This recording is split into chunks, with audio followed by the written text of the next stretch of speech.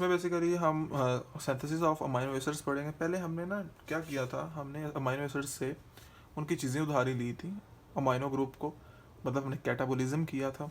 Catabolism ट्रांसअमाइनेशन और oxidative डीमाइनेशन के through हुआ था, उसके अमाइनो ग्रुप डोनेट हुए थे और वो एक्सेप्ट करके डिफरेंट प्रोडक्ट बने थे। अब जो प्रोडक्ट बने थे, छोटे प्रोडक्ट मोनोसेक्राइड में मोनो सब यूनिट्स में जो टूटा था एक बड़ा चीज़, वो अब हमने बनाना है। लाइक हमने कहा था कि जी बेसिकली होता ये है कि जी एक एलानीन होती है, वो पायरोवेट में टूट जाती है, ठीक है। अब जब पायरोवेट में टूटती है तो वो कब टूटती है, जब एलानीन बेचारी अपनी अमाइनो ग्रुप दे रही थी। सो इस तरह से हमने देखा। अब हमने उसका रिवर्स दिखाना है, वो कैसे होता है रिवर्स, वो हम ज़रा देख लेते हैं। अब जो एक चीज़ समझ लें सबसे पहले कि वहाँ पे हमने डाइट में जो हमने खाना लेते हैं असेशनल अमाइनो एसिड्स होते हैं, ठीक है, जो हमने खाने की सूरत में लेने होते हैं, हमारी बॉडी में नहीं होते। अब उनका हमने क्या किया था, अमाइन ग्रुप रिलीज करवाया था, ठीक है। और ये amine group different like glutamate और एटस्ट्रा ने एक्सेप्ट किया था और अपने पास स्टोर कर लिया था। और इस अमाइनो ग्रुप को जो कि असेशनल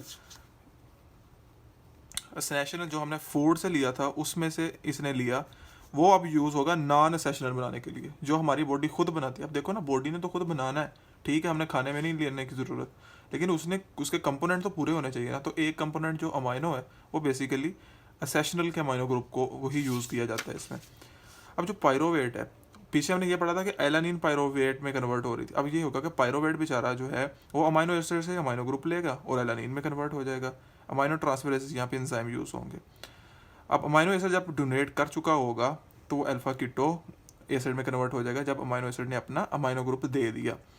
इस तरह ऑक्सालो एसीटेट अमाइनो एसिड से अपना अमाइनो ग्रुप लेगा और बना देगा स्पार्टेट, और जो अमाइनो एसिड है वो अगेन इसमें कन्वर्ट, और एंजाइम सेम रिएक्शन हियर, इसमें अल्फा कीटोग्लूटरेट अमाइनो ग्रुप लेगा अमाइनो एसिड का और ग्लूटामेट में कन्वर्ट हो जाएगा। अमाइडेशन पढ़ते हैं, बहुत ही आसान है। पहले में हम एस्परजीन को सिंथेसिस को पढ़ेंगे। एस्परजीन इस तरह से होता है कि जो ग्लूटामाइन होता है जिसके पास अमाइनो ग्रुप होता है, ग्लूटामेट की फॉर्म है और उसके में वाटर ऐड होता है। अब ग्लूटामाइन का अमाइन ग्रुप रिलीज हुआ तो आपको पता है ग्लूटामेट बच जाएगा, ठीक है। और एस्परटेट ने इसका अमाइन ग्रुप एक्सेप्ट किया और एस्परजीन बनाया, ठीक है। ये परिकर्सव ऑफ एस्पार्टेट है। जब कभी ज़रूरत होगी तो एस्परजीन दोबारा इसमें टूट सकता है और अमाइनो ग्रुप रिलीज कर सकता है। अब हम ग्लूटामाइन की पढ़ लेते हैं। ओबियसली ग्लूटामाइन ग्लूटामेट की फॉर्म है। ग्लूटामेट में मैं NH3 ऐड किया in the presence of ADP and glutamine syntheses, ठीक है, और ग्लूटामाइन बना दिया। प्रोलीन की एग्जैक्टली ऑपोजिट है जो हमने पीछे पढ़ी थी, जो अल्फा कीटोग्लूटारेट फॉर्म कर रहे थे। उसमें यहाँ से ऊपर की तरफ से उसमें ये था कि प्रोलीन है, फिर कार्बोक्सिलेट और देन ग्लूटामेट ने अल्फा कीटोग्लूटारेट बना दिया था। जहाँ पे जस्ट नीचे से ऊपर कौन है, ग्लूटामेट है, ग्लूटामेट 5 फास्फेट है, then glutamate gamma 5 semi aldehyde and proline 5 carboxylate and proline, that set, मतलब उसका जस्ट ऑपोजिट है। अब हम देख लेते हैं सीरीन कैसे बनता है।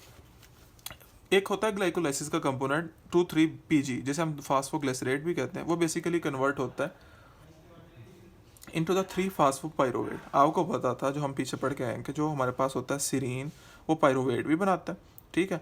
और सीरीन अगर पाइरोवेट बहुत ज़्यादा हो तो वो ग्लाइसरोल भी बनाता है जो NH3 और NH2 में कन्वर्ट हो जाता है। तो अब बेसिकली जो ग्लाइसरोल है, जो पाइरोवेट है उसने सीरीन बनाया, ठीक है, और सीरीन फास्फोसीरीन जो है वो सीरीन में कन्वर्ट हो गया, दैट सेट, ठीक है। थोड़ा सा मिलता जुलता है, आपको थोड़ा सा याद करने में हेल्प हो जाएगी। अब जो ग्लाइकोसिन है ये वाला और सीरीन है, इन दोनों के दरमियान एक एक्शन एग्जिस्ट करता है, और इसमें जो इंजाइम यूज़ होता है बेसिकली वो serine hydroxy methyl transferase enzyme use होता है, और जो को इंजाइम यूज़ होता है वो टेट्रा हाइड्रोफोलेट है। अब इसका काम क्या है, इसमें मिथाइल ग्रुप होता है, मिथाइल टेट्रा हाइड्रोफोलेट है। इसने मिथाइल ग्रुप अपना डोनेट करना है ग्लाइसिन को, इसने NH3 यानी मिथाइल ग्रुप को पकड़ना है और बना देना है सीरीन, ठीक है जी। सिंथेसिस ऑफ होमोसिस्टीन बहुत आसान है, ये काफ़ी हद तक सेम सिंथेसिस जिसमें सिस्टीन की सिंथेसिस हो रही है, तो उसका लास्ट स्टेप ही है, उससे ही मिलता है। तो सीरीन जो है होमोसिस्टीन के साथ मिलती है, सिस्टर थायोनिन बनाती है, सिस्टर थायोनिन आगे जाके स्प्लिट कर जाता है सिस्टीन में प्लस अल्फा कीटोब्यूटारेट में। अल्फा कीटोब्यूटारेट आपको पता है आगे जाके सक्सिनाइल बना देता है थ्रू प्रोपोनाइल सक्सिनाइल को, ठीक है जी। सो इस तरह से हमने अमाइडेशन का प्रोसेस पढ़ लिया।